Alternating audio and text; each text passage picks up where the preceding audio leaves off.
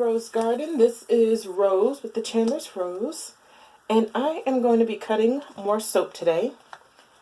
This is a second iteration of Cuban Tobacco. The first time I made it ever was for the Great Cakes Soap Challenge, and then I made this one the other night because I was supposed to be making some soaps out of my Pirates Cove line, and I absolutely, totally forgot where I put the oil. It was really sad because this was going to be a beautiful one, but here's my soap. And the other colors that I used were great.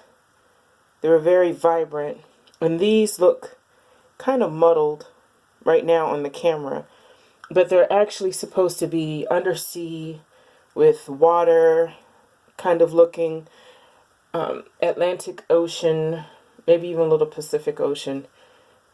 I don't know if pirates stayed to one particular ocean or not, but anyway, so this is this soap here, and I made it, and it's been horrible. So it seems like every time I take a break from soaping, and I've got a couple of thin pieces, because I do offer a subscription box for soaps. And I actually just got my website up on Shopify. It's Fragrance-Nook.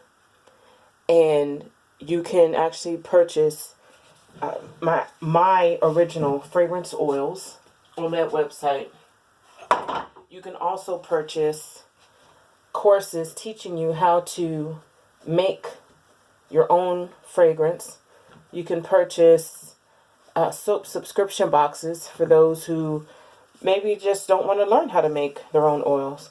Maybe they just want to purchase soaps, which is cool. I did something also kind of tongue-in-cheek, which is I don't do Christmas soaps. And in my group we have what's called soap challenges. This one is the Welcome to Autumn, and it was supposed to, well, it'll darken up at the bottom, but it's supposed to show you what autumn in your region looks like. So for the bottom, as you see, it looks salmonish, but in real life it looks like red clay. And here in South Carolina, that's what we mainly have, is red clay. And we do have some beautiful other colors, but it's mainly everything stays green. If you look at South Carolina currently right now, the trees, some of the trees have turned orange and yellow, but most of them are still green. So this was my nod or homage to that. We have the red clay bottom with the evergreen top, and it is scented in forest pine from the chemistry store.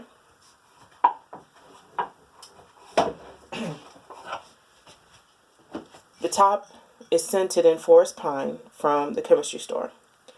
The bottom is scented in cardamom cedar blossom, because we do use a lot of cedar wood chips around here when we're making our, this is Green Lake, when we're making our flower beds and everything. And then the bottom is also scented in bronze mica, and the cardamom cedar blossom, I already know that it discolors. So I wanted, and it also discolors to a dark brown. So I wanted to kind of not have that happen. So I added some bronze to it. And there is this horrific thing. Oh, as I was saying earlier, whenever I take a break and then get back into soaping, my soaping is off like crazy. And this time around, it's every second batch turns out like crud. I mean, it's horrible. It either rices on me, or it superheats or whatever.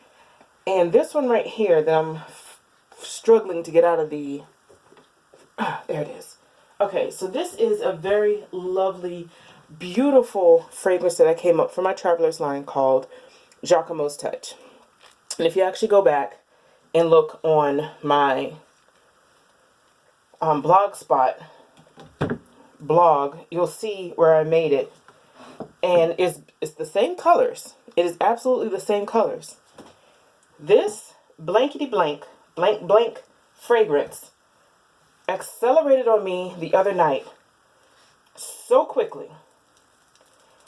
The lye was cool at around 90 degrees. The oils were at 98 degrees. It was a 60% soft oil batch. And I, honest to God, what I did was I put the color and the fragrance in at the same time. And what was supposed to happen is I was supposed to mix them all together, then do it in the pot swirl, and then quickly get it into the pot, into the mold. Didn't happen. And this is what happened. I actually had to scoop and plop with my bare hands, getting this in, and the top looks horrific. So what I'm going to do is wait until the end of the year, and I'm going to have an adoption box where you all can adopt these homely, ugly soaps for a greatly reduced price. Some people purchase from me anyway because they're like, oh, well, I don't care what it looks like as long as it gets me clean and doesn't dry out my skin and I smell good. I love those people. I love them with all my heart. But at the same time, I don't want to keep giving people horrific looking soaps because I do make good soaps. I just hate that, and this one here has some very expensive fragrance oils in them. And the crazy thing is, all of the oils on their own do not accelerate. However, every time I blend them for this, they accelerate. So I'm not going to reformulate because I love my oils. But this is what I got. These will actually be ready on November 15th, and they'll go up on the website. Well, actually, they'll be part of the November subscription soapbox. Until next time.